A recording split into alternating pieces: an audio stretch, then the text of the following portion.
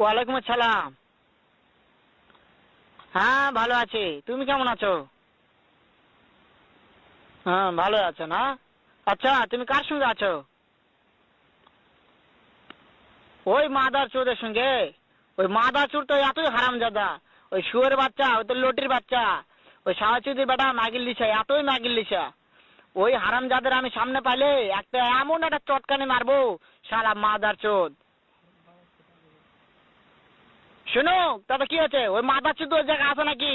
ও আমার কথা সব শুনতেছে। ওই সাওয়াচুদির বেটাকে শুনে শুনে আমি বেশি বলবো। শুয়োরের বাচ্চা, শুয়োরের বাচ্চাকে আমি একটা এমন একটা চটকানি মারবো, শালা শুয়োরের বাচ্চা, লটির বাচ্চা। তাই নাকি? ওই শুয়োরের বাচ্চা আমাকে মারতে চায়?